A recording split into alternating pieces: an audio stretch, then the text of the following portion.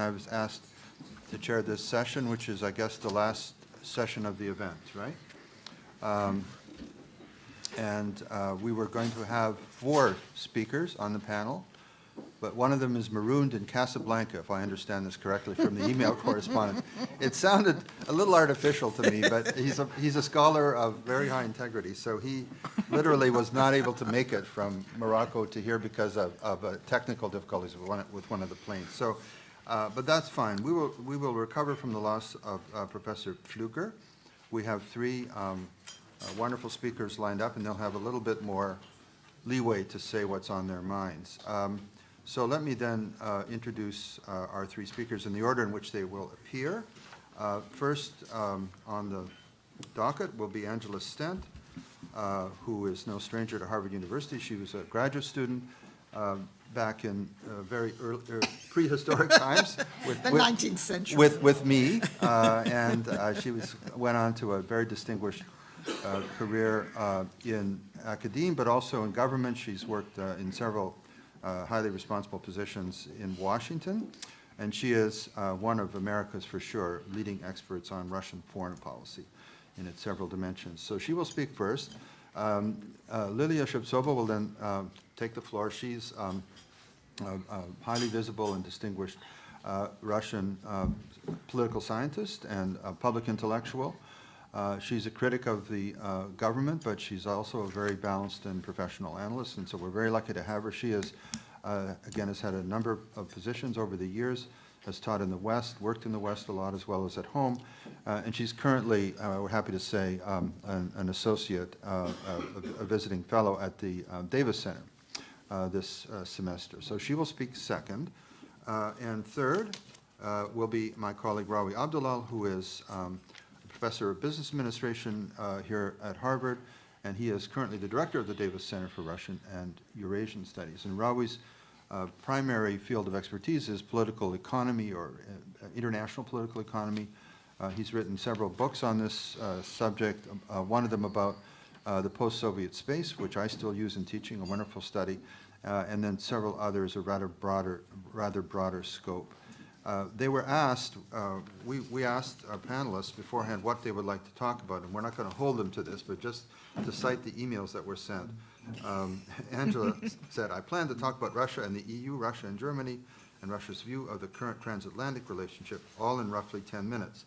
Well, you're now going to have 15 minutes, so it won't be quite so bad. As for Lilia, she said, I will give my interpretation of the Russian posture on Europe. I guess I will discuss the paradox, how an anti-European system is using Europe for its survival. So that's very provocative. And Rawi said I would be inclined to speak about political economic matters, including the Nord Stream 2 pipeline project. And he also said, I'm happy to pick up slack wherever others leave off. And we'll hold him to that. So let's begin then with Professor Stent. Thank you very much. I'd like to thank the Center for European Studies and the other sponsors of this conference for inviting me to be on this panel so that I could walk through Harvard Yard and think about some moons ago what it was like to begin here as a graduate student. And Rawi, maybe there'll be some slack to take up, but we'll see. I should tell the audience before I start that 3 of us at this table, Tim Colton and Rawi and myself, 3 weeks ago were in Sochi, and we were listening to Vladimir Putin, among others, talk about many of the issues that in fact were discussed today. And so in my remarks, I will be relating some of those ideas that came through. So the focus of this conference is European populism.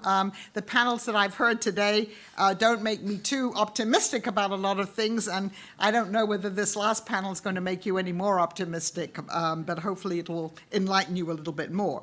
And so I did think that I would begin by looking at Russia's view of the European Union, how the view from the Kremlin might assess how well or badly Russia has done in terms of its own goals vis-a-vis the European Union, and how this is viewed by Vladimir Putin and his advisors. Secondly, I will spend a few minutes on Germany, since Germany remains the single most important European interlocutor for, albeit a problematic one from the Kremlin's point of view.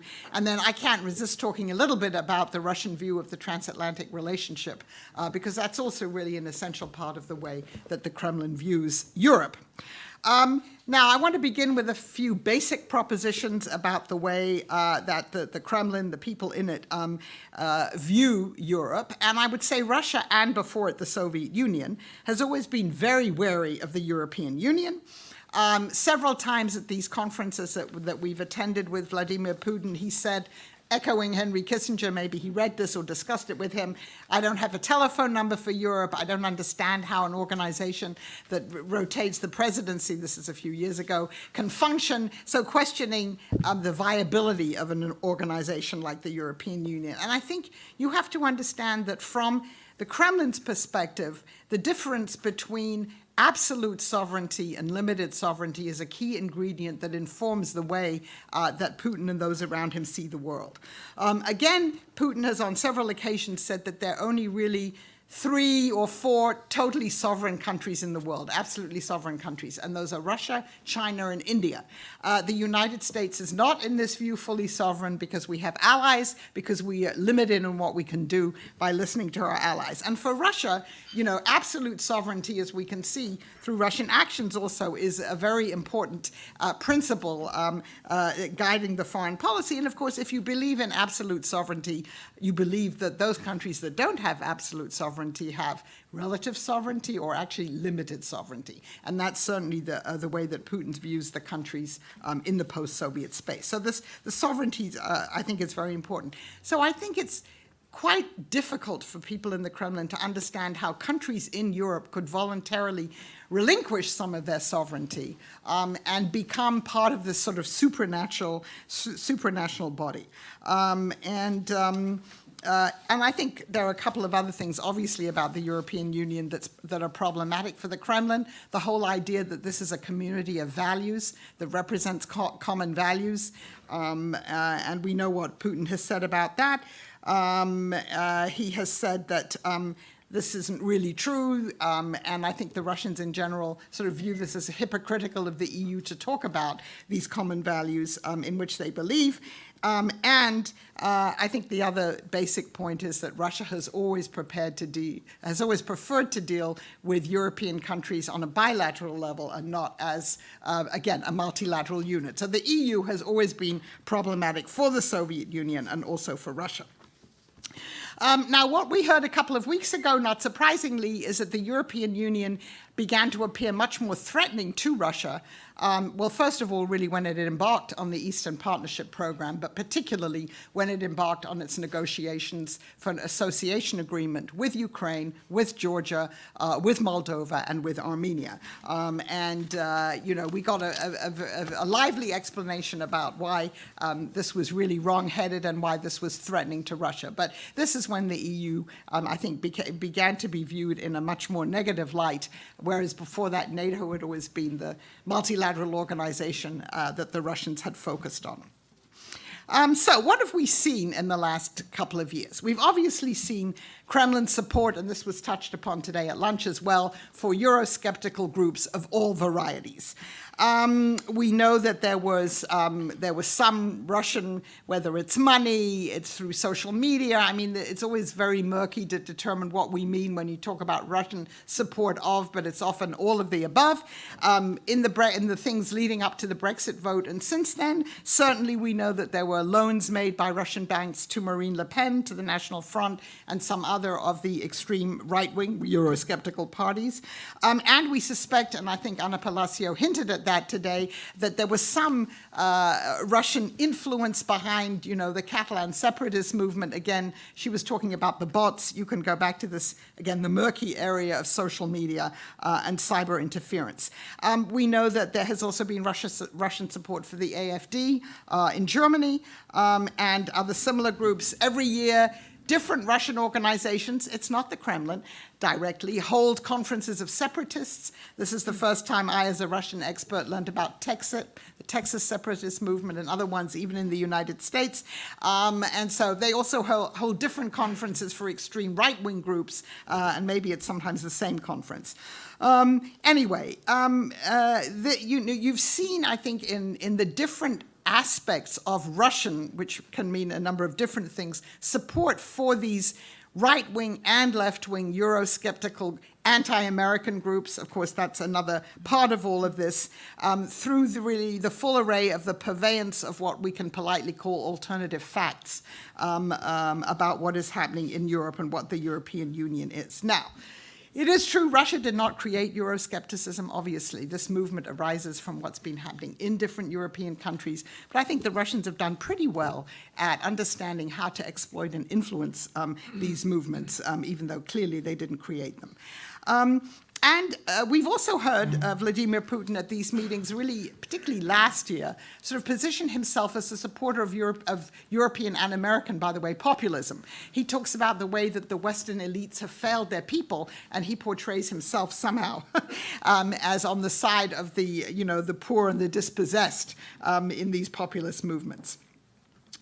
And the final part of this, I think, that has an appeal to some of the more right-wing traditional groups in Europe, certainly, and I have to say in the United States, is this portrayal of Russia as a defender of traditional Christian European values, whereas the EU, as we all know, according to this Russian line of arguing, has become decadent, satanic, and has abandoned its Christian roots. So this is another appeal, as I say, not only in Europe, in the United States too. And so I would say, and maybe Lilia will disagree with me, that probably in the last 18 months since the Brexit vote, on that front, things have looked pretty good for the Kremlin in terms just of the questioning of the European Union, the rise of all these movements, and uncertainty about what the future of the EU is. And certainly at these Valdai gatherings, we've increasingly heard, and particularly this year, the sentiment that the European Union really is on its way out. And what's going to replace it, hopefully from the Russian point of view, is a return to kind of a realpolitik Europe of different national states. So let me finally come to, I think, another issue that, again, was very well discussed this morning, and that's the question of the rise of illiberal democracies, particularly in Central and Eastern Europe, in what I guess our former Defense Secretary Donald Rumsfeld once called the New Europe. Now, what we see in a country like Hungary, again, which we heard a lot about this morning, and then also, to a lesser degree, in Slovakia, in the Czech Republic, in Bulgaria, certainly, are increasingly pro-Russian policies. I mean, this is clearly true of Hungary. The one country, obviously, that is, alas, looks like an illiberal democracy where you don't see that is, of course, Poland, where both the government and, much of the population remain very skeptical of Russia. But along with this illiberal democracy has gone, at least in Central and Eastern Europe, a more favorable views of Russia, and again, much more critical views both of the United States, but also, obviously, of Brussels. So, what hasn't gone so well for the Kremlin is that until now, EU solidarity on the sanctions regime imposed after the annexation of Crimea and the launch of the war in the Donbass, that so far has been maintained. There are individual countries that we know, including Hungary, but also Italy, Greece, and other countries that complain about these sanctions, that say that they should be lifted. But so far, the major countries, Germany, France, and the UK, as long as it's in the European Union, have maintained this sanctions regime. And so it doesn't look as if EU solidarity on this is going to crumble anytime soon. It's just not worth it for the smaller EU countries to push this as a major agenda item in all of the other things that are on their plate in Brussels. Now, let me just say a word about NATO. I mean, obviously, NATO has been, for the Russians, for a long time, really, maybe a few years in the early 90s when it wasn't characterized that way, but the main enemy. And of course, it's become more and more so in the last few years. What the Kremlin seems not to have understood or thought through is the fact that its actions in Ukraine, but also obviously in the Baltic, increasingly both by land, sea, and air, if you like, have induced, have meant that the NATO has gotten together and reassessed what it's doing in this part of the world, and it's now, reconsidered whether it was a wise thing to withdraw so much militarily from this part of Europe. And so we now have, for the first time, a German brigade in Lithuania for a very long time. We have other countries, Canada and others, France, I think, who've sent extra troops to the Baltic states, and you have an increase in American troop presence in Poland. So in fact, it's bringing NATO closer to Russia's borders in the very way that Russia complains about, but of course in reaction to what Russia itself has been doing. And it just, again, the one thing that Russia, I think, has succeeded in doing since 2014 is to cause a serious debate within NATO about whether Article 5, the collective self-defense article, is indeed viable when you look at the Baltic states. And it's an argument that hasn't been resolved, I don't think, but in reaction to this, at least, there has been this increase in troop presence there, which is not what Russia initially wanted. All right, let me just turn to Germany for a few minutes. Arguably, from the Kremlin's point of view, certainly the most important European interlocutor in Europe. I believe that Angela Merkel really is at least the Western politician who understands Russia, and particularly Vladimir Putin, better than anyone else. After all, as we know, she grew up in the GDR. She won prizes as a young girl in high school for her Russian language skills. She loves the culture. She knows Russia, and I think she understands really the modus operandi that she has seen from the Kremlin, from the first time when she had the famous meeting with when Connie the Labrador was sent to meet her. Now, Putin was described by one of our German colleagues early on as der Deutsche im Kreml, the German in the Kremlin. But of course, his understanding of Germany is very specific. It's that of a mid-level KGB officer who was living in Dresden from 1985 to 1990. So, as I say, it's a rather peculiar understanding of that. Now, what's happened, of course, is that since the annexation of Crimea, 3 minutes. I think so. Take my 5 minutes. No. All right. Take 5 or 6 minutes. All right, 5 or 6 minutes, okay. That since the annexation of Crimea, clearly the relationship has moved from, as one of our colleagues called it, Ostpolitik to Frostpolitik, which I think is a great way of describing it. In the many conversations that she's had with Vladimir Putin about Ukraine, where he has presented alternative facts, this hasn't helped it. And even though the German population itself remains divided about Russia, there's serious divisions.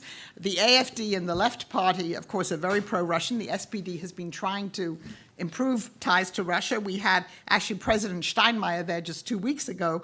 But so far, as long as she's chancellor, and she will be now for the next few years, she has held the line there. I just think it'll be very interesting to see what happens in the coalition negotiations as they now stand. If the Greens were to, in fact, get the foreign ministry, the Greens are the one political party in Germany that really still focus on the human rights situation in Russia.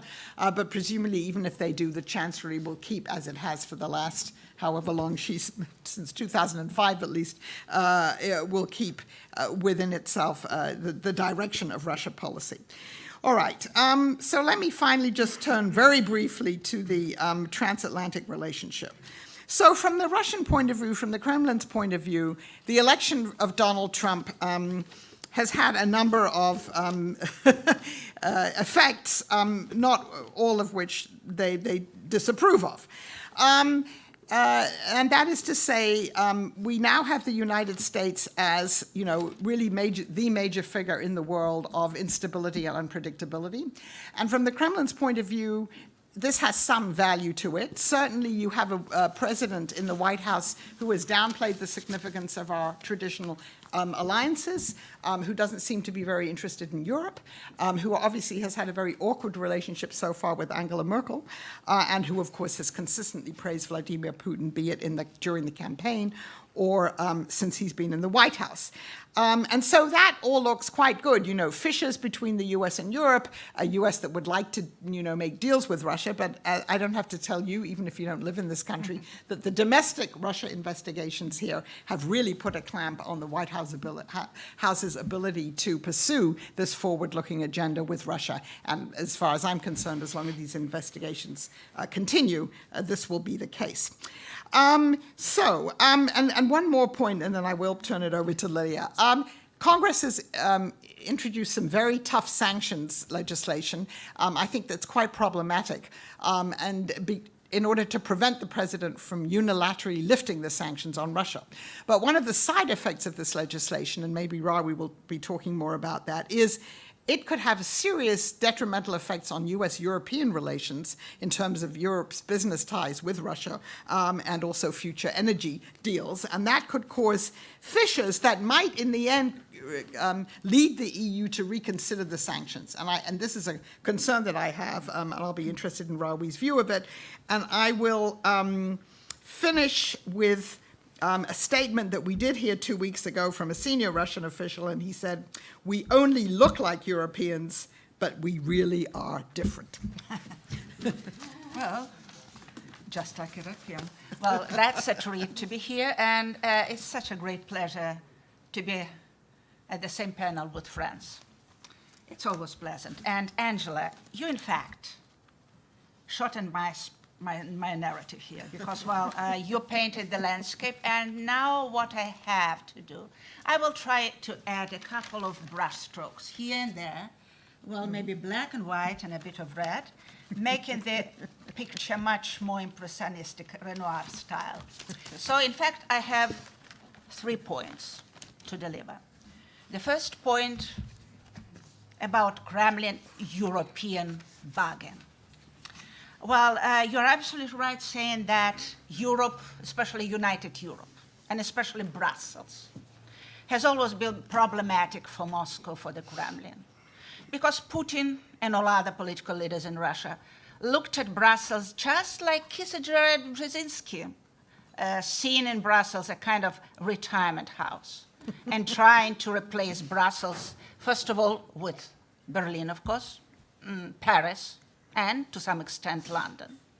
But today, viewing the whole landscape on the international scene, and after some, I would say, frustration with the Moscow shift pivot towards China, Moscow has started to think much more seriously about Europe, not about Brussels, but Europe, believing that Europe really is a kind of vehicle, an engine for Russian economic growth, and Europe is much more important for Russian system survival than the United States of America.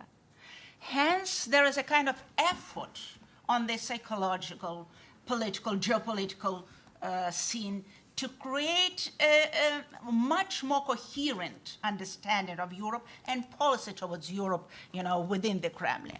And I would say there are kind of 2 aspects which look like kind of cognitive dissonance, but still they do exist. On the one hand, Moscow suggests to return back, not to Yalta. Nobody's speaking about Yalta in Russia anymore. Yalta, it's kind of old, marginal notion.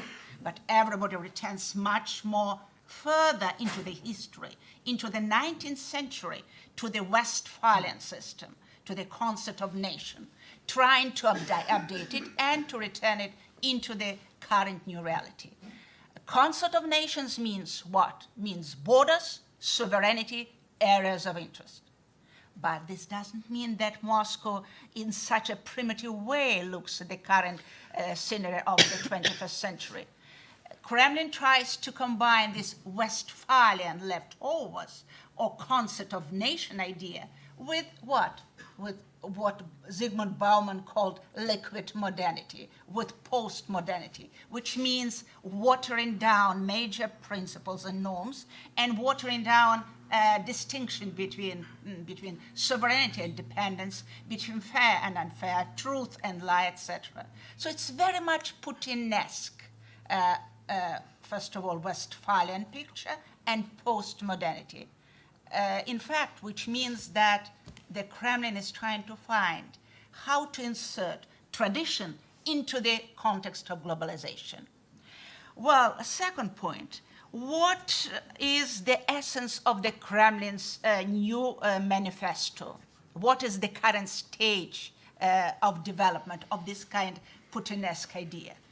Well, I would like to remind that in 2004, 2007, the Kremlin, in fact, made a shift from the normative dimension and stopped even declaring that Russia is ready, yes, you're right, ready to be integrated into Europe. Russia stopped even mimicking, imitating the European political institutions, believing that there is a kind of axiom that Europe will swallow, will stomach Russian non-Western, non-European standards and remain within the institutional, organizational structure of Europe. In 2012, 2015, we see the attempt of reckless, assertive attack on the international order, on the existing liberal order, and Crimea annexation is just a demonstration. Well, not anymore. In 2016, we see the attempts to start a new stage, start a new development in policy of, in search of the new European policy in the Kremlin. And what is the essence of this policy, as far as I feel it? Well, you know, very often people sitting in Moscow could feel in a different way.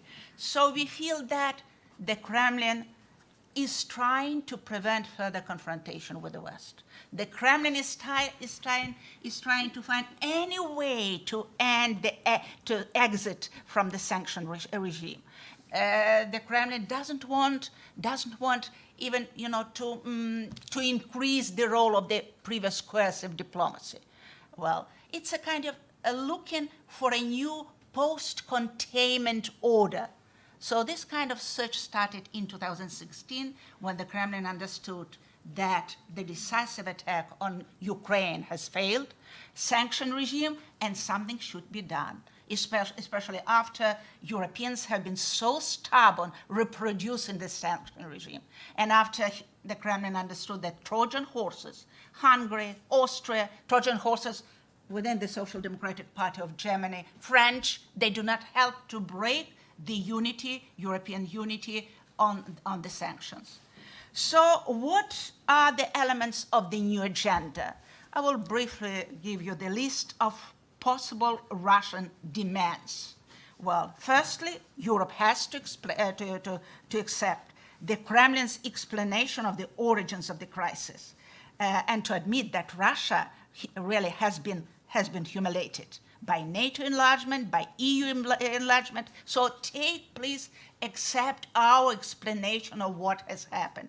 Secondly, Europe has to recognize the principle, yes, of equality, which means, in the Russian understanding, which presupposes multipolarity, especially in the situation when US is retrenching. Multipolarity means, you know, that Russia and China should be centers of new gravity, okay? And of course, multipolarity and equality means that security has to be broader. It should not be concentrated around NATO security, but would include Russia. Thirdly, Europeans should stop talking finally about the reform of the Security Council and rejection of the veto right. Security Council has to be reproduced in the old form.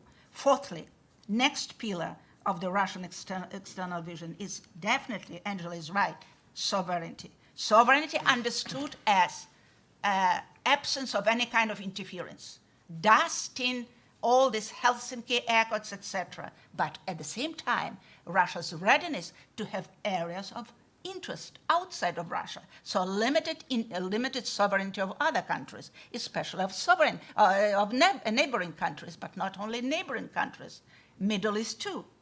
Fifthly, the Kremlin suggests its vision of common neighborhood, which means that all neighboring countries could be common space for Russia and possibly for the West. I wonder what other countries will be thinking about that. Six, one more premise. Europe should recognize Crimea as part of Russia and rescind visa ban against Crimean residents. And finally, this is already from Ravis Bosket, energy partnership should not be threatened by energy diversification in Europe. So we also could add to that a discussion, lively discussion, that of course our colleagues that were present at Valdai meeting were able to participate or to argue with Russians. Russians are playing with several, I would say, updated old traditional ideas. Russia as the center or pillar of big Eurasia. Not normal Eurasia, but big Eurasia. And big Eurasia, of course, should include not only Siberia, Russia, well, of course, Central Asia, Ukraine, etc., but Europe too. This is a big Eurasia, okay? And big Eurasia should be a kind of bridge towards China, okay?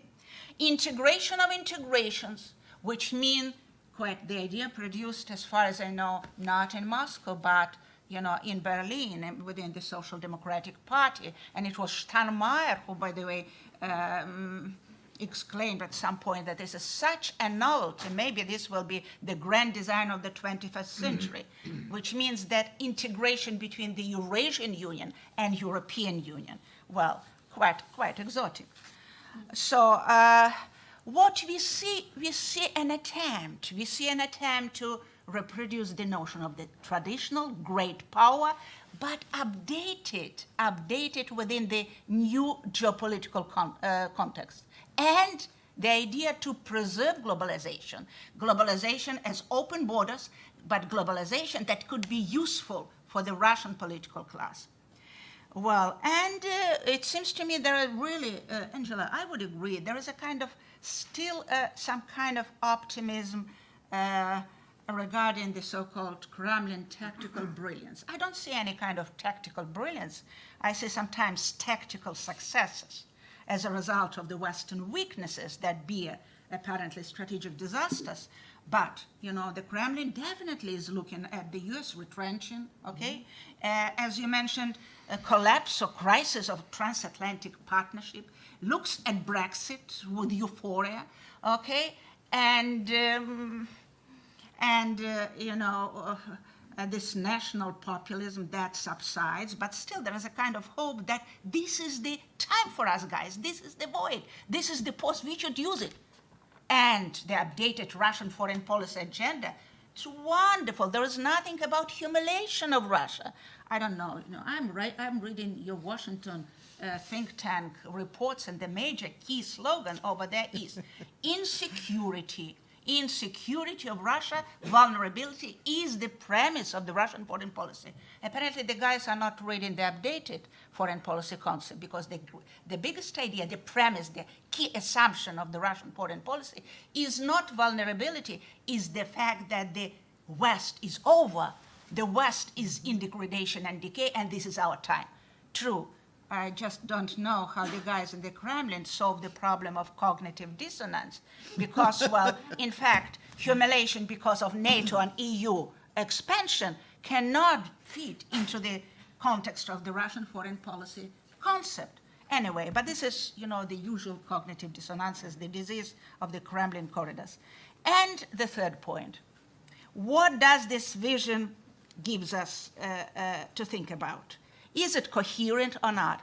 I would leave my friends at this panel to give an answer to what extent the Western Europeans will accept the notion of the new concept of nation in the 21st century.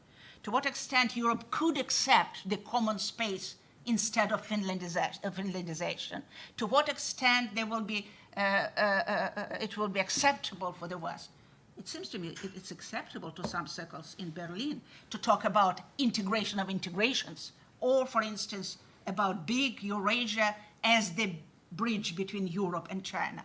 But for me, two questions here are important, and maybe I should try to respond to them. Yes, 1 minute. Firstly, what does the Russian elite thinking about this kind of, updated concept from the Kremlin? I would say, yes, a Russian political elite, especially these people who made outflow from Russia that amounts $700 billion during the last decade. Of course they would like to have more or less normal relations within the Western community as a result of their personal integration. And at the same time, they would love to have behind their back some kind of, shadow of great power. But they're so unhappy. They're so frustrated now because what's happening now with all this restiveness, aggressiveness, Crimea annexation, war with Ukraine and Syria, it makes their life miserable within the European and Western community. Yes, your sanctions, Section 241 of the Congress Sanction Act, will be known, the repercussions on February 2, and this is disaster. Moscow is just, already sitting on pills.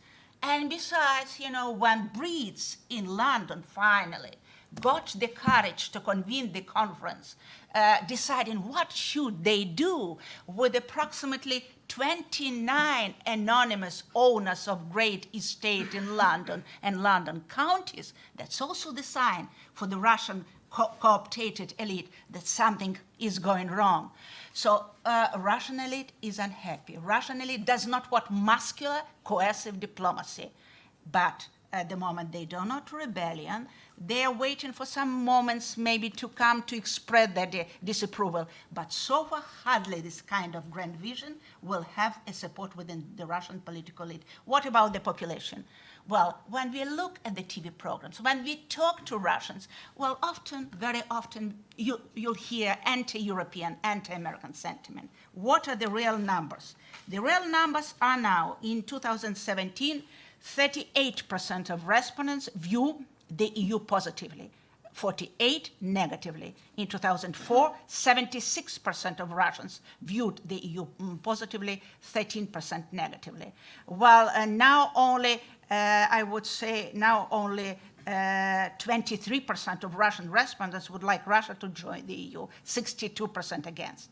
But at the same time, one shouldn't exaggerate anti-European sentiment and anti-Western sentiment within the Russian society. 57% of Russians believe that great power and foreign policy means we have to have benevolent, effective for the economic development external environment. So they're not in favor of confrontation. Only 14% of Russians would like to have expansion and confrontation with the West. And moreover, now Russians, even supporting Crimea annexation, would not like to pay with their salaries and pensions for the Crimea occupation and war in Syria and in Ukraine. So the final sentence, what do we have? What is the goal of the Kremlin's policy? As just Angela has pointed out, and definitely Ravi will be talking about it, the Russian political elite, and especially the current ruling group in the Kremlin, would dream, would want to have Europe as their leading key mechanism of survival of the Russian system. And Europe has been this mechanism of survival for decades, especially after 17, when in fact Germany succeeded, your favorite Germany, my favorite Germany, succeeded to prolong the life of the Soviet Union, maybe for several decades, with its Ostpolitik and with bargain, oil instead of pipelines and money. Well, the problem is that I am not so sure that the Russian leaders and Russian political establishment understands the problem of Merkel, which is much more formidable, and even more. Just recently, last week, I didn't write it. It was Macron's speech. Well, I read it in Spiegel. It's absolutely flabbergasting for French, who after de Gaulle could have been hardly called the political elite.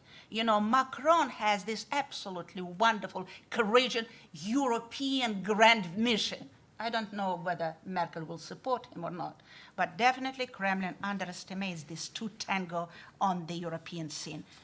Two questions remain to be important.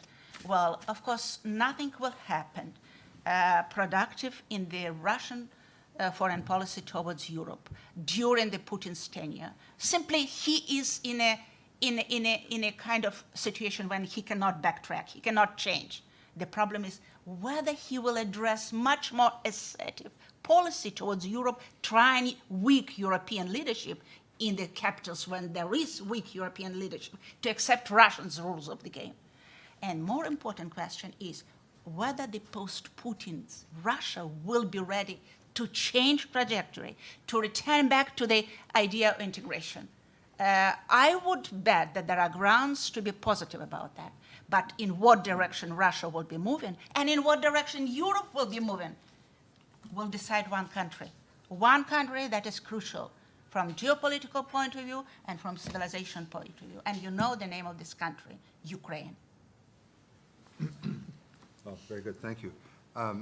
It's a thankless job to be sitting here trying to get somebody who's saying very wise things to just bring it to a conclusion.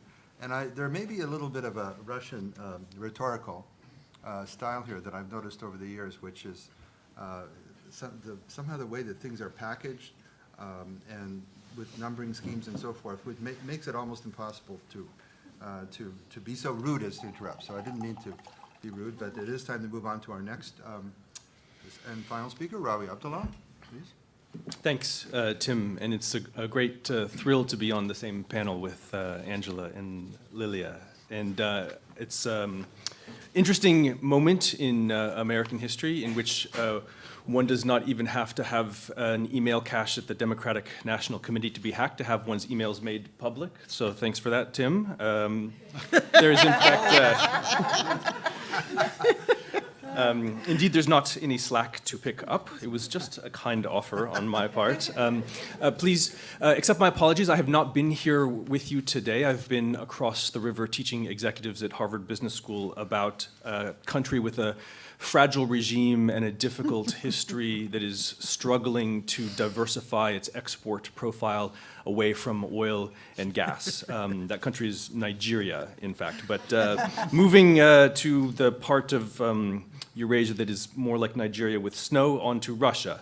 I wanted to frame my remarks on a different kind of set of relations, which represent an overlapping set of relations. And so if Angela and Lilia were talking more about government-to-government relations or European Commission to government relations in this Russian-European relationship, one of the interesting characteristics of this relationship over many decades, now almost 5 decades, is that as with the rest of the international system, government-to-government relations is one part of how the system functions, but there is another overlapping set of relations, and those relations are between and among firms, and particularly multinational firms. And that set of relations has had a different logic from time to time from the government-to-government relations.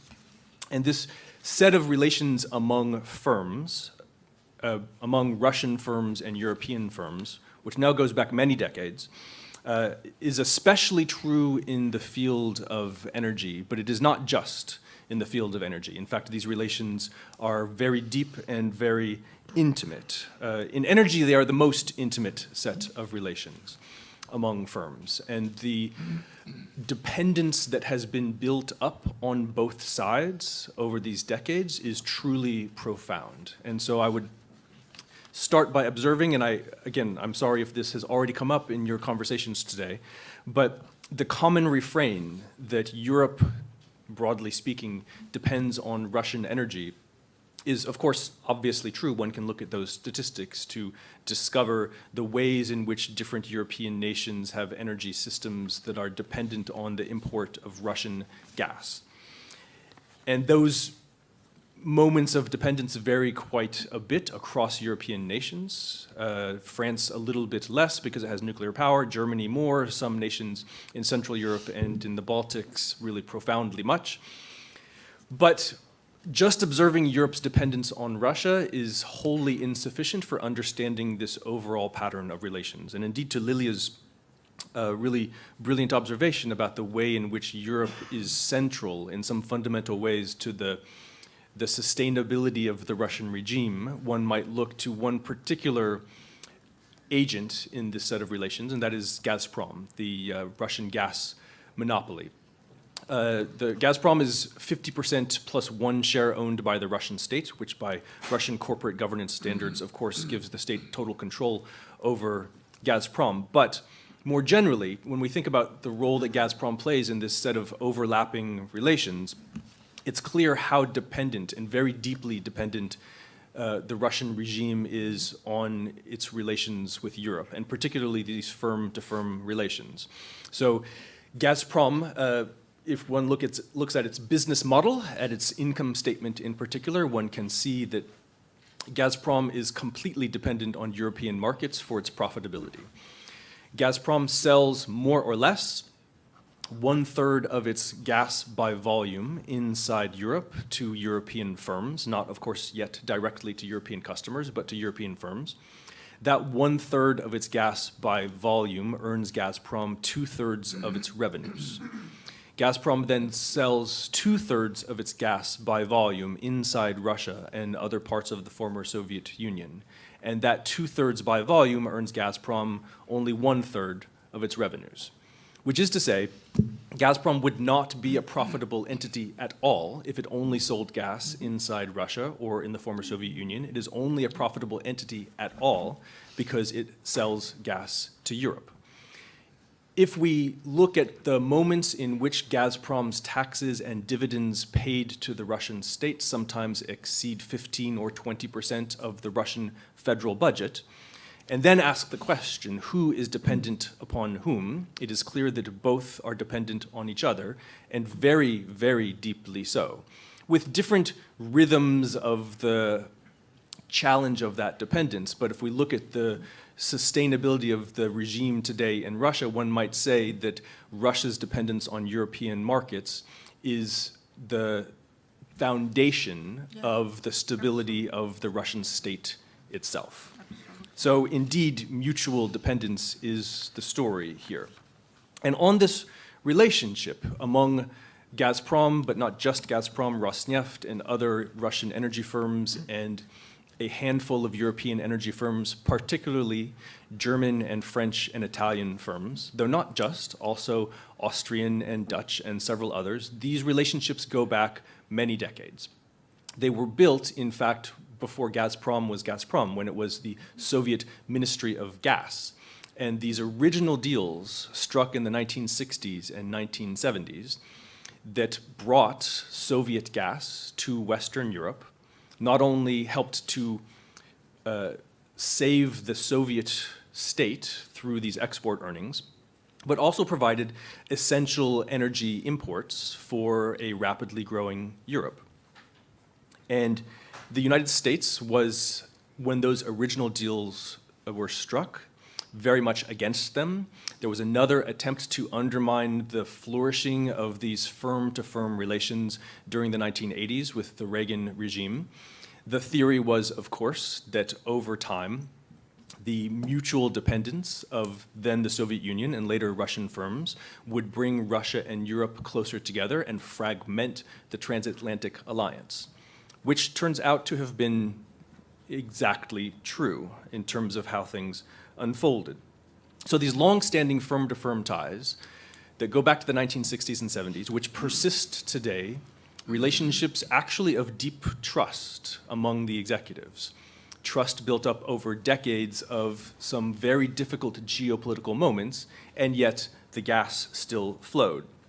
Even through the chaos of the 1990s, through the transition from the unconventional gas revolution to a new process of setting prices for piped gas, through the Ukrainian gas crises of 2006 and 2009, through the annexation of Crimea, through the emergence of the sanctions regime, and even beyond the challenges of subsidiarity in Brussels, through the challenge of the Polish competition authorities' attempts to undermine the development of the Nord Stream 2 pipeline. So all of this, surviving these many geopolitical challenges, geopolitical challenges that started in the middle of the Cold War and have gone through several decades of crisis after crisis, and still these firm-to-firm relations have remained intact. One of the interesting challenges, which both Angela and Lilia brought up, is whether there might be a way for US policy finally, after 5 decades, to undermine these firm-to-firm relationships with the way in which the new sanctions legislation has been written, in which the sanctions regime of the United States would apply extraterritorially, even to European energy firms, that do any business in Russia. This is still left to the discretion of the President of the United States, but the mere uncertainty of the possibility of that kind of sanctions regime being put in place makes it incredibly difficult for a project like Nord Stream 2, which costs tens of billions of euro and years to create. That kind of uncertainty is, of course, not good for business. So the fraying of public ties has created the possibility of this moment of finally potentially undermining these robust private ties, these firm-to-firm ties. But I doubt it, and even if that were to come to pass, I think it would be quite catastrophic for the future of the European-Russian relationship and indeed for the transatlantic relationship. From my understanding of the time, at least that I've spent in Europe, not just with the energy firms, but with public officials, European executives and public officials seem to me to be absolutely infuriated by the idea of the extraterritorial imposition of US sanctions against European energy firms, not just in the context of Nord Stream 2, but also in the many other dimensions in which these firm-to-firm relationships are deeply robust. And so I think rather than the undermining of these ties, I think this is a moment in which the US-European relationship is likely to be even more challenged by the really genuinely domestic political considerations that have led to the new sanctions regime, but in a way that European leaders, I think, will be absolutely unwilling to accept. Now, I'm not sure exactly what that will mean in terms of the US-European negotiation over the meaning of the new sanctions regime, but the idea that on a whim, the US Congress might write a piece of legislation with no hearings in order to constrain the President of the United States could actually create a system in which European firms can't go about their business, seems to me basically inconceivable. And then I would just conclude by observing that the fact of these overlapping systems, one of government to government and the other of firms to firms, it is in fact incredibly valuable to have continued to have these ties that persist from firms to firms, even in these moments of geopolitical tension. They are ways of connecting these societies in the assumption that Europe and Russia will continue to have to live together because nobody's geography is going to be changing anytime soon, and that these economies are likely to continue to need one another in some very deep ways. We should certainly, I think, lament the idea that we might finally rupture these firm-to-firm ties, as inconvenient as they might be for some other political ends. And I'll stop there. Thank you. Okay, terrific. So, you know, since we're having this discussion on the eve of the centenary of the Russian Revolution, which changed a lot of things, it's impossible not to think about the potential for change. You referred to disruption, Raoul, and I think both Lilia and Angela were also referring to a situation that seems both stuck and also somehow rather fragile. And where the categories, in this case spatial categories and cultural categories, are also open to debate in ways that are at times somewhat surprising. So when Lilia referred to this big change in 2016, I suspect a lot, in Russian thinking I mean, I suspect a lot of people in this room were hearing this for the first time. This is not widely reported in our media.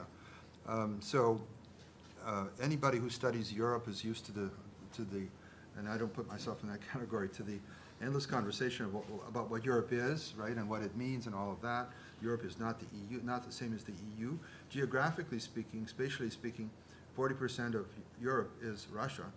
20% of the population of Europe is Russia. So one is inside the other, kind of, and also an extension of the other. So these are categories that are readily contestable politically, that are have a shape-shifting form to them at certain times. The same applies to Eurasia, God knows. Lilia would know that better than us. What exactly does it mean? No, I don't know what does it mean. Yeah, we were having this conversation over lunch not long ago. And even this phrase now, Greater Eurasia, is clearly used in different contexts in very different ways. So The Chinese now speak of a greater Eurasia from Shanghai to St. Petersburg. So that actually excludes the EU. But some Russians seem to be talking about greater Eurasia that would include Europe as well as Asia. Also, some of the proponents of these various integration schemes within Russia, and this will bring a smile to your lips because you know the individuals, so they're Eurasian integrationists now, but 10 years ago they were actually European integrationists. Yes. The Yes, same exactly. people. We want to integrate and find some way of changing the boundaries to create this larger entity. And it used to be Europe, forget Europe, now it's going to be Eurasia. But in a way, Lily brought us back to earth by pointing out that Europe is in terms of Russian thinking, not by any means a declining category or one that they feel they can afford to ignore. And I sense this in my conversations with members of the Russian elite, that there's some anxiety, I think, about the entente with China being exaggerated and not really in Russia's best interests. I think a lot of the people who run Russian economic policy, this economic bloc, are very skeptical about this turn in that direction. The population polls show actually does take a steadily warmer attitude towards China. This is true. But it doesn't necessarily mean that they know what their government is doing in terms of potentially abandoning Europe. Also, in terms of, just one final comment, in terms of stability, it is intriguing to see how, if things are falling apart in Russia right now, or if there's pressure for change, it really does seem to be, for the moment, mostly at the elite level. At the mass level, in a way, the government has handled the sanctions thing quite brilliantly. And there's very clear polling evidence from independent survey teams to show that the number of Russians who feel that sanctions are hurting them has gone way down since 2015. So the high point in terms of anxiety about the material effect of sanctions on their lives was already 2 or 3 years ago.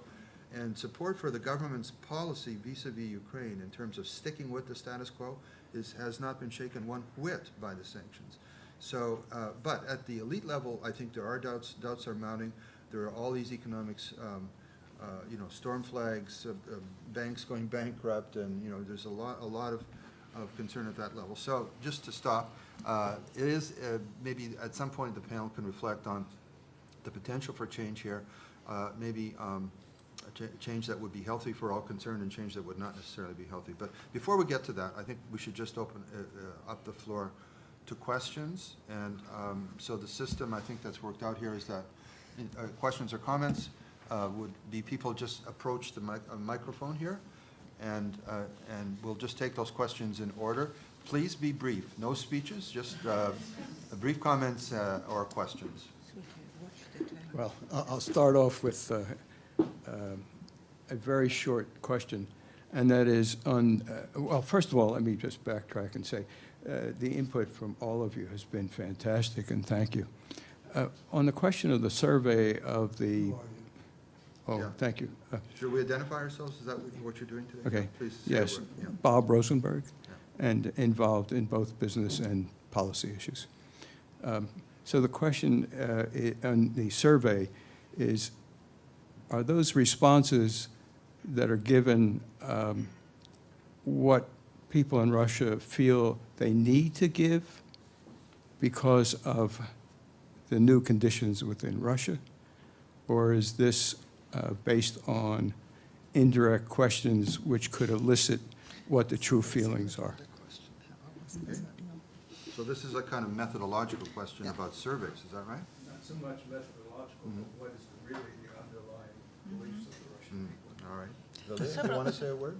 Okay, if I may, then very good question. That's the question that is being debated in Russia constantly. So when we are talking about reliable pollsters, for instance, Levada Center, okay? So everybody agrees that apparently 68% skyrocketing approval rating of Putin. This is the result of what people are really telling these pollsters. Well, but at the same time, among them, 30% of the people are telling the pollsters that usually during the polls, people do not tell truth. There are other indirect questions. For instance, 68% support Putin. Presidents approve, etc., etc. And at the same time, 75% say that the government and local governments are totally corrupted. But all people do understand that the government is Putin's government. Then 48% of Russians are saying that the interests of the state and individual are different. And more than 40% say that individual should fight the state when their interests are not compatible. So you see there is a cognitive dissonance, but at the same time, people do tell truth when they're asked about their own problems. Can I just? Yes, of course. I mean, I've talked to the Levada people who, obviously the most reputable ones, and some of those people say they don't really know whether they believe their own surveys, because obviously I think what you're also hinting at, if you're at home, maybe you're of a certain demographic at home, the phone rings and they ask you these questions, you make choices. So I think they're the most reliable, but you're quite right, it depends how you ask the question. I'm just going to add one personal anecdote to what Tim was saying. So in May, I did this radio program, Echo of Moscow. That's the one independent radio station that still exists in Russia. Now, admittedly, it's a self-selected audience, right, and it's in the afternoon. But my host, Alexei Venediktov, asked the question, who's a more reliable ally for Russia, the United States or China? And at that poll, at least 25% said China and 75% the United States, whatever that means. Would you care to comment, or no? All right, please, Mary. Hi, my name is Mary Serrati. I'm a historian, and I'm currently writing a history of the reasons the U.S. decided to expand NATO in the post-Cold War world. So I found many of your comments very fascinating. I had one specific question for Rawi, and then I had one general question for the entire panel, including Tim. The specific question, I thought it was very striking what you said, the importance of these relationships of trust, firm to firm, executive to executive. Through all of these crises, the oil kept flowing. Apologies if I missed this, but would you mind naming some of those firms or executives? Because that seems to me to be a very important point, and I would just like to know more about that. And then the broader question, until Tim at the end mentioned the Russian Revolution, I don't think it came up at all, which to me as a historian was very striking, because in my little historian neck of the woods, it's currently all Russian Revolution all the time. There are tons of books coming out, House of Government by Yuri Slezkin and Serhiy Plohi's books, and more Russian Revolution history books you can shake a stick at. So I was really struck by the fact that it didn't come up here as a theme until Tim mentioned it at the very end. And so my question for the entire panel is, does the anniversary weigh on politicians and policymakers? Is there some way that this anniversary comes to light, whether in an implicit or an explicit fashion, in the issues that you've been discussing about? If no one in Russia is talking about it, that would be interesting to me. Or if people in Russia are talking about it, how are they referring to it, since it's obviously a problematic past? Okay, very good. So maybe we should just let the three members of the panel address any piece of this if they like. Let's start with the very specific question about the firms. Yeah, so thanks, Mary. Good to see you, by the way. So the firms' names have changed recently. The firms themselves haven't, but the historical relationships, two German firms, Wintershall and E.ON, two French firms, GDF Suez, which has now now has a new name. E.ON also has a new name, Uniper. EDF, and the Italian firm Eni, and the Dutch firm Gasunie. I would say among the executives of those firms, the erstwhile CEO of E.ON, Klaus Schäfer, is one of the more vocal narrators of these long-standing relationships. I've written some Harvard Business School case studies on elements of these relationships and interviewed many of these executives, and so I could certainly send those to you, and you can see like the full list of people who narrate things in this way. And I would say that the other way to think about it is look at the consortium that built Nord Stream, look at the consortium that was on the verge of building South Stream, and the consortium that is behind Nord Stream 2. And these are the firm-to-firm relationships that have historically been the most robust. And if we think about the key moments of challenge for these relationships, they were the Ukrainian gas crises of 2006 and 2009. And if we think about, from that perspective, how the firms reacted to these gas crises, this was at a moment when more or less 90% of Gazprom's gas exports to European customers transited Ukraine. And so when one looked at those crises, when the gas stopped flowing, the European firms didn't get gas that they could either use to generate heat or generate electricity. And so from the perspective of Europe, but these particular firms have in mind especially, there was a moment of choice. How should we interpret the Ukrainian gas crises? Should we interpret these as crises of Russian reliability of delivering gas? If you look at the mass public opinion in France, Germany, and Italy in particular, it was somewhere between 70 and 80% of the mass public said these were crises of Russian reliability. And this was the overall narrative in Washington, D.C. and in the Western media, that it's obvious that Gazprom is an unreliable supplier of gas. But those were not the opinions that mattered.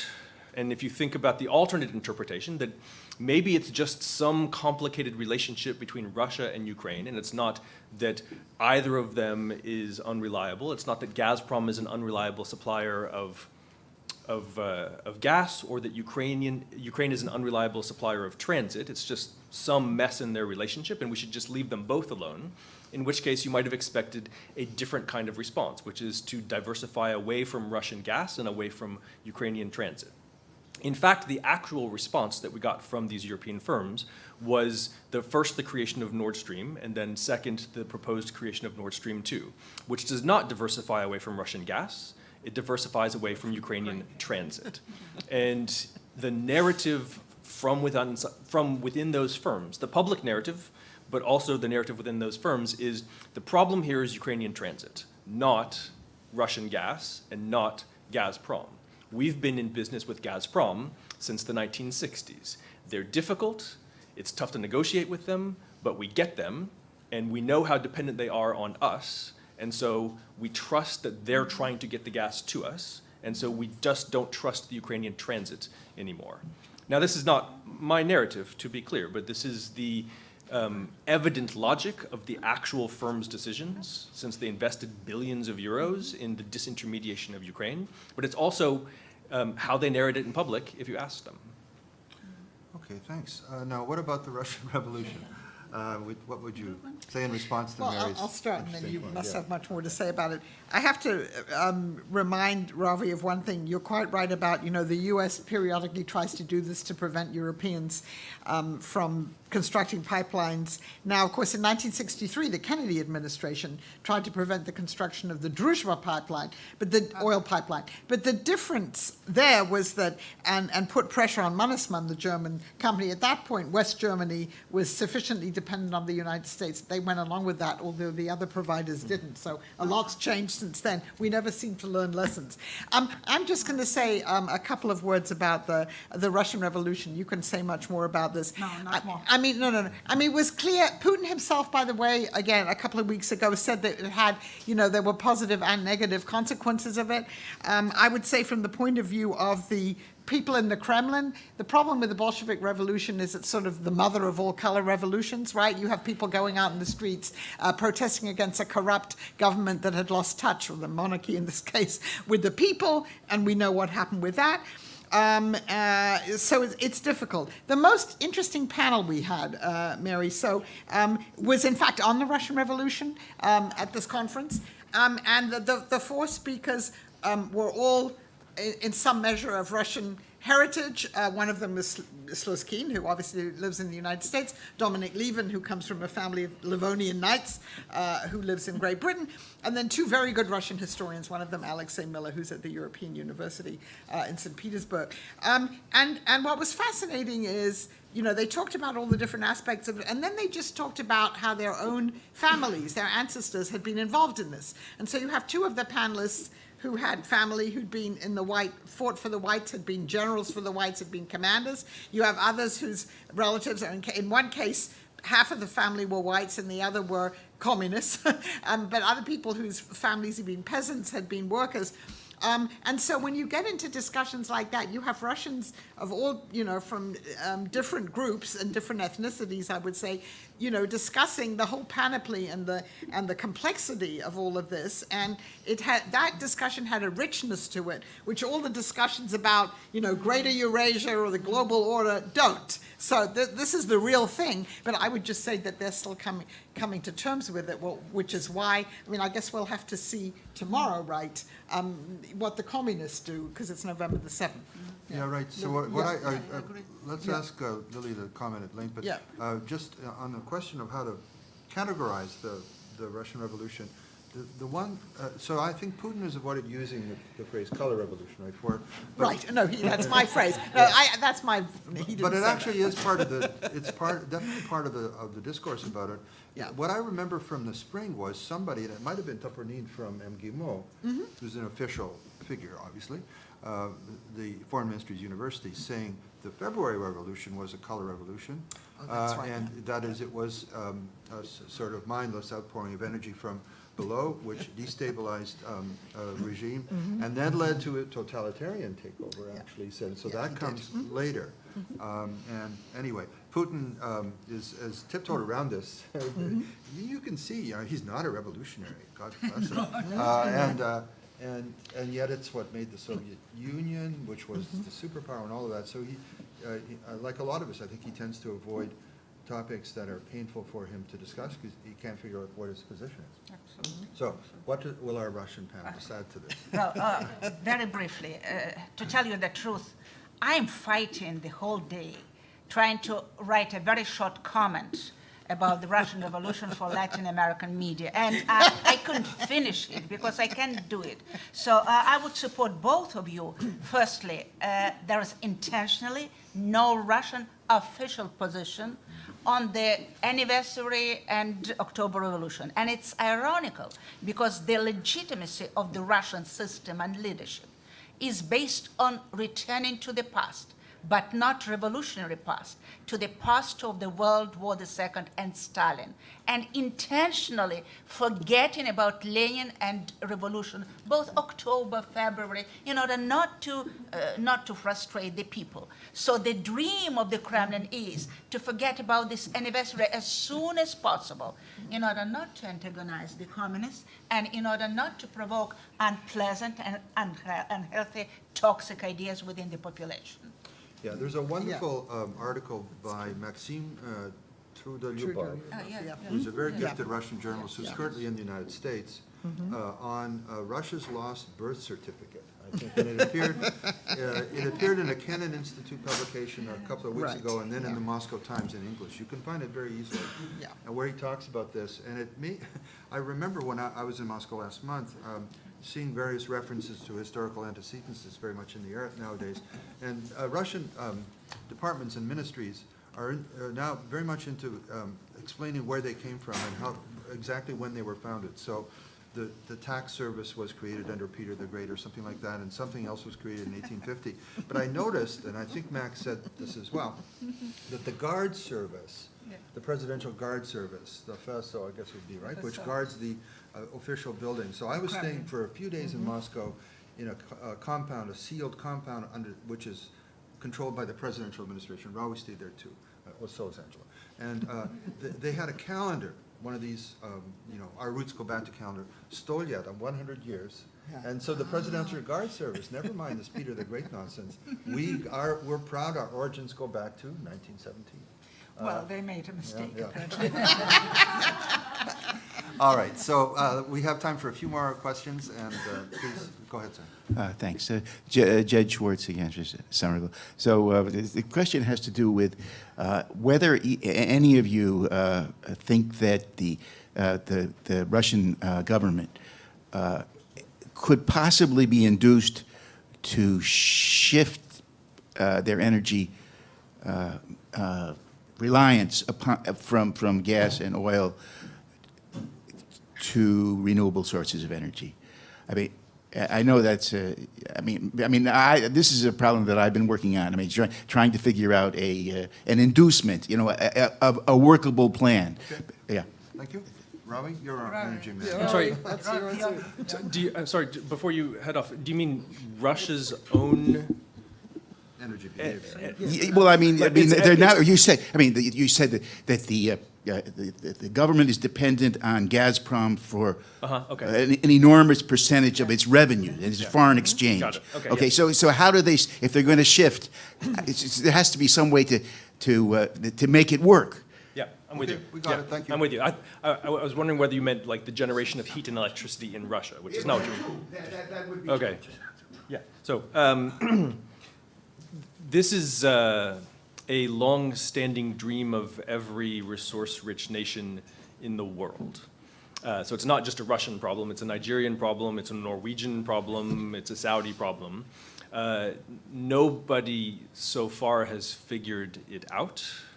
And if we were to place bets on which country would be the first to figure out how to diversify away from its resource curse, my bet would not be that Russia would get it right before somebody else does.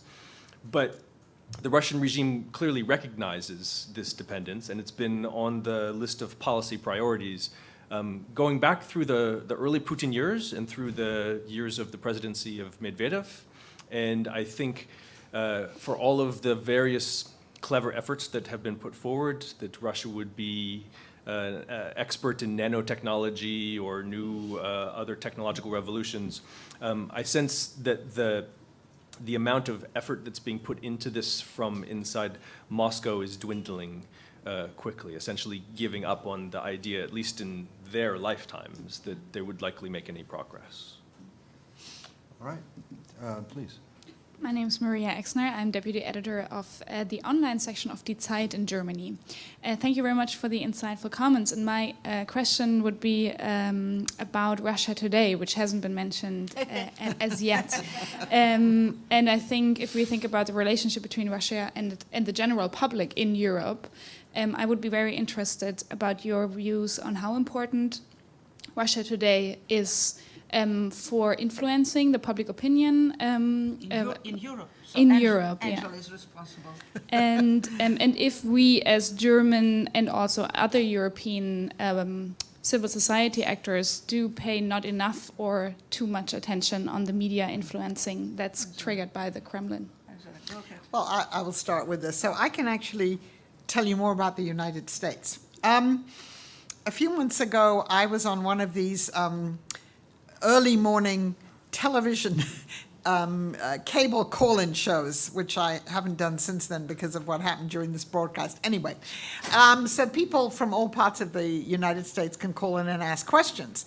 And I was amazed that I had people calling in who sounded genuine, you know, from the states like Georgia and Kansas and all these things, saying, we don't believe the New York Times and CNN. We watch RT every day, and we think those are the real truths. Now, again, this is an unscientific sample. I can tell you that in my local Washington area, the local Korean grocery has RT on.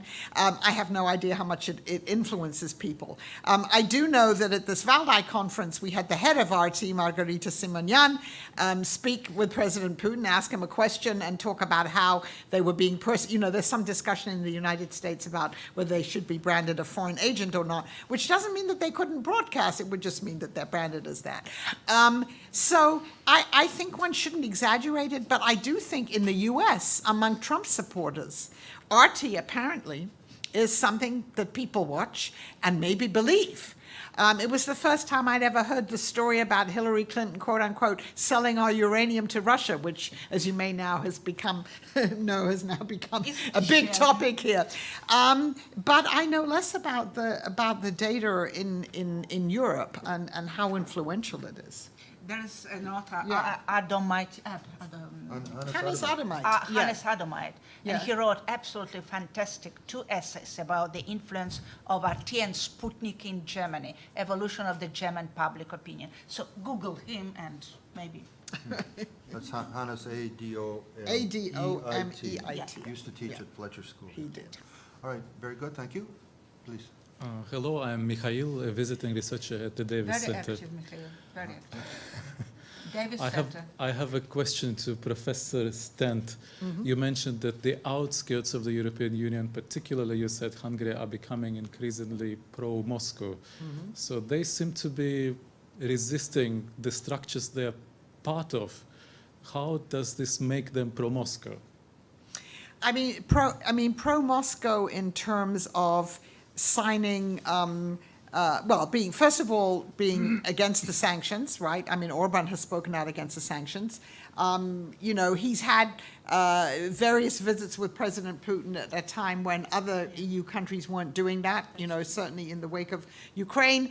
I believe signing, Russia's going to build another nuclear power plant in Hungary, trade, and just in some of the things that Orban says, which have been uncritical. So in comparison to some of the other the mainstream of the European Union countries, it's different. That's what I meant. I don't know if is it pro-Moscow or not, but it's certainly not within what is supposed to be the mainstream of EU kind of solidarity on the sanctions regime and other things. But as I said, I mean, Hungary can't break that. I mean, the sanctions regime will last as long as the Germans and the French and the British want it to. That's true. That's true. Okay, very good, please. Hi there, my name is Isabel Finkel and I'm a journalist in Turkey. I hope my question won't seem too self-indulgent because it is about that country and how it fits into the tensions with Europe that we've been discussing. Obviously, over the course of the period under discussion, Russia's attitude to Turkey seems, from Turkey's perspective at least, to have changed drastically if you compare their attitude after the shooting down of the jet in November 2015 to the way that the assassination of the Russian ambassador to Turkey was sort of swept onto the carpet in December 2016, to the more recent lifting of these formerly sort of intractable sanctions on Turkish tomatoes. I'd like to ask anyone on the panel what Russia's intentions are there and what it's trying to do with its leverage over Turkey, how you see that. So would you like to take that? Yeah, Sure. Turkey is yours. Yeah. I like Turkey very much, so I will own it then. So thank you for your question. And I was in Istanbul on the day that the plane was shot down, doing a Harvard Business School case study on Turkish-Russian relations. So it was a quite exciting moment in the history of the relations between those two countries, and it changed the course of my interview questions over the rest of those couple of days. What I would say about the depth of those relations, which are not just natural gas. So Blue Stream, of course, goes back some decades. The proposed nuclear power plants and various elements of that nuclear deal, I think those are one element of the Russian-Turkish relationship that continues to be very robust. And Russia needs Turkey. Turkey pays good prices. It hasn't renegotiated the oil indexation of the gas contracts, which the European firms have done. So it's a very, very profitable market. I think there's a deeper need for Turkish-Russian rapprochement that I think helps to explain the ambassador's non-issue. And that is the role of Turkish Stream in the vision of Gazprom for the pattern of gas flows to Europe, but not just to Europe. So when South Stream was abandoned and replaced more or less with Turkish Stream, with the idea that this pipeline would take Russian gas to Turkey, but to a part of Turkey that's not very heavily populated, would make its way into the Turkish infrastructure, back toward the parts of Turkey that are heavily populated, but as close as you can get to Europe without actually building a pipe to Europe, as a kind of political statement to European firms and to the Commission and to Europe as a whole, that if Europe wants Russia to invest in infrastructure, with European firms' involvement as well, to bring Russian gas directly to Europe, it's going to have to create a set of real incentives for it to do so. Incentives that exist in the Nord Stream 2 pipeline, but incentives that ceased to exist in the South Stream pipeline, with the idea that we would build a pipe, they would build a pipe that's big enough to serve the Turkish market and possibly the European market as well. But if the Europeans want that gas, then they will have to build their own dam pipe to Turkey to collect it, and the Russians will bring it as far as Turkey and no further. And insofar as both of these elements of the relationship, the nuclear deals and the Turkish Stream pipeline, are essential for Gazprom's vision of its overall connection to Europe, to me that suggests the ways in which this rapprochement has proceeded and the relations have healed after what was a very, very difficult couple of days and weeks after the shooting down of the plane. Tim? Sure. Let me just add something on the political side here. And that is, we were talking about illiberal democracies this morning in Turkey. President Putin and President Erdogan certainly see eye to eye on a number of these issues. Turkey is a member of NATO, but has a very complicated and somewhat contentious relationship with the United States. It's now just for the first time agreed to buy advanced Russian weaponry. This is really a first in terms of a major NATO ally. It's changed its stance on Syria. I mean, Russia has succeeded in becoming the go-to power in Syria. That's a subject for another discussion. But Turkey and Russia were on opposite sides there now, and the Turks appear to have accepted now that at least for some time, President Assad will remain in power and have, in a sense, gotten with the Russian program.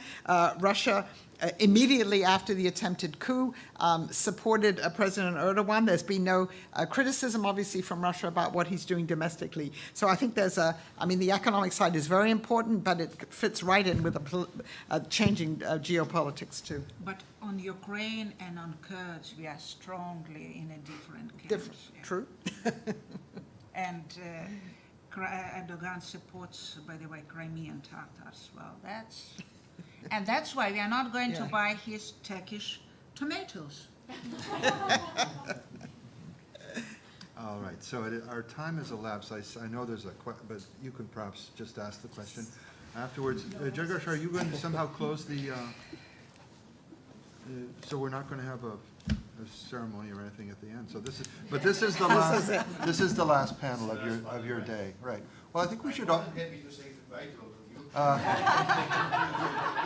Well, I think we should all really thank CES, Jagars personally, and CES and his crew for organizing this and for including Russia in it, because Russia is, of course, part of the phenomenon. And I think this has been a very informative panel, and I'm happy to have been part of it. So let's thank our panelists.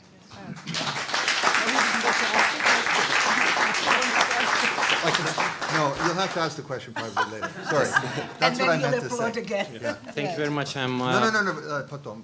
Yeah. Okay. It's okay. All right. Sure. Hey, good to see you.